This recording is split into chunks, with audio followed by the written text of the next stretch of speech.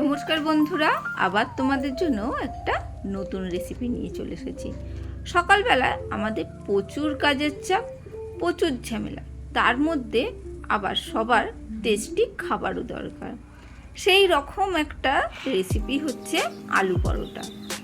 একদম বেলতেও হবে না, আলু পরোটা করতে গেলে বেলতে হবে, পুর ভরতে হবে, নানা রকম সমস্যা। সেই সমস্যা থেকে দূর করে আমি চলো তোমাদের শিখিয়ে দিই কীভাবে বেলা ছাড়াই আলু পরোটা বানাবে। সেই জন্য আলু লাগবে। আলুটাকে আমি কেটে সেদ্ধ করে নিয়েছি। সেদ্ধ আলুটাকে কুড়ে নিচ্ছি। কুড়ুনির সাহায্যে কুড়লে কি হয়, আলুটা ভালো করে কোনো শক্ত ভাব থাকে না। সেদ্ধ আলুটাকেই ভালো করে কুড়ুনির সাহায্যে কুড়ে নেব। সুন্দরভাবে কোড়া হয়ে গেছে। এবারে টপার টপ দেখতে পাচ্ছ, একটা বাটির মধ্যে নিয়ে নিলাম। বেশ করে নিয়ে এরপরে হাত দিয়ে ভালো করে চটকে নিচ্ছি। হ্যাঁ, কুড়ে নিয়েছি, তারপরেও খুব ভালো করে মেখে মেখে চটকে নিলাম। আর এখানে নিয়ে নিয়েছি একটা পেঁয়াজটাকে কুচি করে নিলাম। পেঁয়াজটা কুচিও আলুর মধ্যে টপার টপ তুলে নিলাম। ব্যাস, কি সহজ ব্যাপার না, কিন্তু কাটতে সেদ্ধ করতে প্রচুর সময় লাগে। কিন্তু তোমরা তো ঝটপট দেখার জন্যেই রয়েছো, সেই জন্যে তোমাদের একটু ঝটপট করে দেখিয়ে নিচ্ছি। তাতেও রেসিপিটা অনেকটাই বড় হয়ে গেছে। জানি না তোমরা কি করবে। চলো সঙ্গে থাকো, যারা শিখতে চাও অবশ্যই সঙ্গে থাকো। মেখে ওইদিকে রেখে দিলাম। এরপরে অবশ্যই সুন্দর একটা মশলা করব। এখানে জিরে নিয়ে নিচ্ছি, গোটা জিরে যেটা বলে সেটাকে নিয়ে নিচ্ছি। শুকনো কড়াইতে, অবশ্যই কোনো তেল ফেল নয়। তার মধ্যে সামান্য একটু মৌরি দেবো, আর দেবো একটু ধনে, সামান্য একটু ধনে দেবো, আর দিয়েছি গোলমরিচ, গোটা গোলমরিচ। ব্যাস, এই চারটে জিনিস সুন্দরভাবে ভেজে একটু গুঁড়ো করে নেব। সুন্দর করে হালকা করে ভেজে নিতে হবে। অবশ্যই গ্যাসের ফ্লেমটা মিডিয়াম রেখে ভাজবে। মশলা পুড়ে গেলে সেই স্বাদ আসবে না। অবশ্যই এই ভাজা মশলার কিন্তু দারুণ একটা স্বাদ আসে। হ্যাঁ, মশলাটা পুড়ে গেলে সেই স্বাদ পাবে না, তখন বলবে কি রেসিপি শেয়ার করলে। চলো, সেটাই জানিয়ে দিলাম। গুঁড়ো করা হয়ে গেছে, দেখো সুন্দরভাবে। অবশ্যই একটু ঠান্ডা হলে গুঁড়োটা করো, সেটাও আবার মনে করে বলে দিলাম। এখানে মিক্সির বাটি থেকে গুঁড়োটা ভালো করে আমি এই বোলটার মধ্যে বা বাটিটার মধ্যে দিয়ে দিলাম। সুন্দরভাবে সব মশলাটাই দিয়ে দিচ্ছি। অনেকেই করে, আমিও করি, তাই তোমাদের সাথে ভাবলাম যারা জানো না তাদের সাথে এই রেসিপিটা আজকে শেয়ার করে নিই। একটু টেস্টের জন্য লবণ তো দিতেই হবে, লবণ দিয়ে দিলাম। আর একটু দিয়ে দিলাম চাট মশলা দিয়ে সুন্দর করে এটাকে মেখে নিচ্ছি। ভালো করে হাতের সাহায্যে আবারও চটকে চটকে মেখে নিচ্ছি। আমি হাত দিয়েই মেখেছি। তোমরা কোনো কিছু সাহায্যে মাখতে যদি অভ্যস্ত থাকে তাহলে করো, কিন্তু যেহেতু হাত দিয়ে আমরা করতে অভ্যস্ত, আমি সেই জন্য হাত ইউজ করেছি। অবশ্যই ধুয়ে পরিষ্কার করে পরিবারের জন্যে করব, সেই হাতটা তো পরিষ্কারই রাখতে হবে। এখানে আমি নিয়ে নিচ্ছি ময়দাটা আন্দাজ করে নিয়ে নিতে হবে। আমি এখানে ওই ছোটো কাপের 3 কাপ মতন ময়দা নিলাম। স্টিলের যে ছোট কাপগুলো হয় সেই কাপগুলোর সাহায্যে কিন্তু নিয়েছি। এরপরে আলু আর ময়দা আর মশলাগুলো ভালো করে একসাথে হাতের সাহায্যেই কিন্তু মিশিয়ে নিচ্ছি। বারবার বলছি, তোমরা যদি কোনো চামচের সাহায্যে অভ্যস্ত থাকো তাহলে চামচের সাহায্যে করতে পারো, আর যারা হাতের সাহায্যে অভ্যস্ত তারা আমার মতন হাত লাগিয়ে ভালো করে মেখে নেবে। আর অবশ্যই হাতটা আমরা পরিষ্কার করেই কাজ করি, কারণ পরিবারের সবার স্বাস্থ্যের খেয়ালটাও তো রাখতে হবে। সেই জন্যে হাতটা ভালো করে ধুয়ে নিয়ে হাতের সাহায্যে করবে, তাতে কিন্তু টেস্টটা দারুণ আসে। সুন্দর করে চারিদিকে কিন্তু আলু ময়দার সাথে ভালো করে মিশিয়ে নিচ্ছি। তাতে কি হবে, খুব সুন্দরভাবে সব মশলাগুলো ময়দার সাথে মিশে যাবে।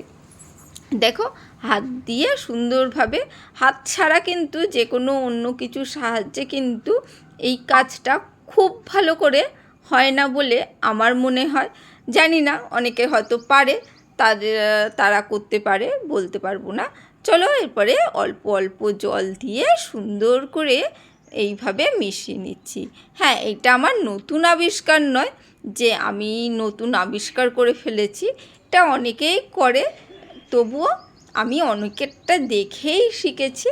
ইউটিউবে আমার নানা রকম বন্ধু রয়েছে, অনেক রাঁধুনি বন্ধুরা রয়েছে যারা খুব সুন্দর করে শেখায়, সেখান থেকেই শিখেই কিন্তু আমি এই রেসিপিটা ট্রাই করি। আমি আমার মতন সুন্দরভাবে করে কিন্তু রেসিপিটা শিখে নিই। তোমরাও কিন্তু আমার কাছে সুন্দরভাবে যেভাবে দেখাচ্ছি সেইভাবে শেখার চেষ্টা করবে, দেখবে অবশ্যই পারবে। শুধু দেখলে হবে না, করতে কিন্তু হবে। ভালো করে দেখে নিলেই কিন্তু যে কোনো রেসিপি কিন্তু করা যায়। আমরা কিন্তু সবাই কিন্তু এইভাবেই শিখি। সবাই কিন্তু নিজেরা খুব যে বড় রাঁধুনি বা সব পারি সেই রকম নয়, সবারটা দেখেই কিন্তু আমরা একে অপরেরটা দেখে ছোট বড় নানা রকম চ্যানেলের ভিডিও দেখেই কিন্তু শিখছি আর বাড়িতে করি। সেই রেসিপিগুলোই তোমাদের সাথেও শেয়ার করার চেষ্টা করি, যাতে তোমরাও করে খেতে পারো। এইভাবে ভালো করে দেখলে কিন্তু সুন্দরভাবে বুঝতে পারবে। দেখো কথা বলতে বলতে খুব সুন্দর করে কিন্তু তলা দিয়ে ভালো করে সাইড দিয়ে ময়দাগুলো মানে মিশিয়ে নিয়েছি জলের সাথে ভালো করে মিশিয়ে নিয়ে কিন্তু দেখো হাতের সাহায্যে মিশিয়ে নিলে কী হবে, বোঝা যাচ্ছে সব জায়গায় কীভাবে সুন্দরভাবে মিশেছে। এখানে তোমরা ধনেপাতা একটু কাঁচা লঙ্কা ইউজ করতে পারো।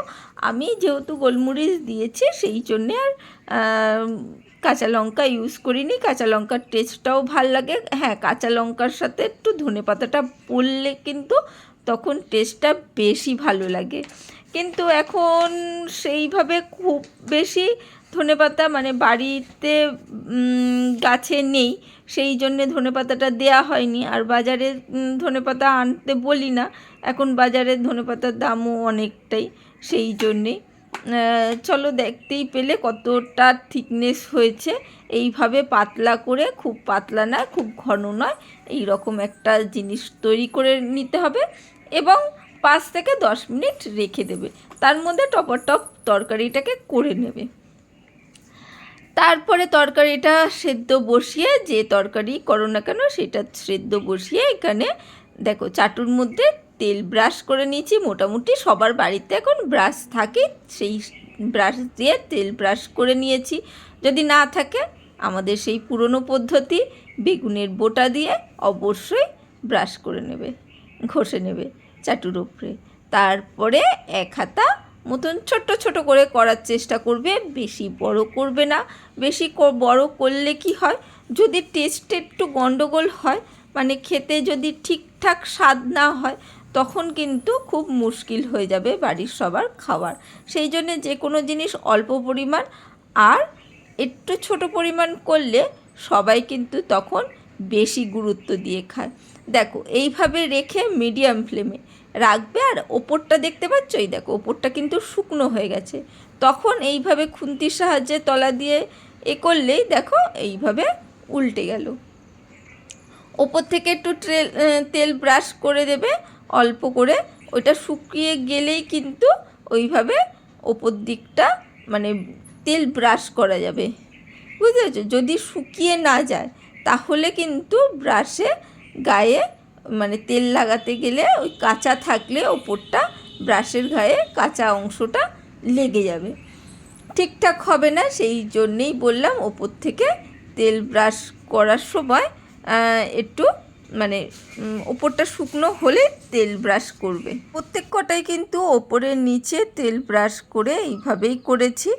আর দারুণ খেতে হয়েছিল। অবশ্যই এইভাবে না বেলে কিন্তু আলু পরোটা রেডি করে দিতে পারো। আজকের জন্য টাটা, বাই বাই।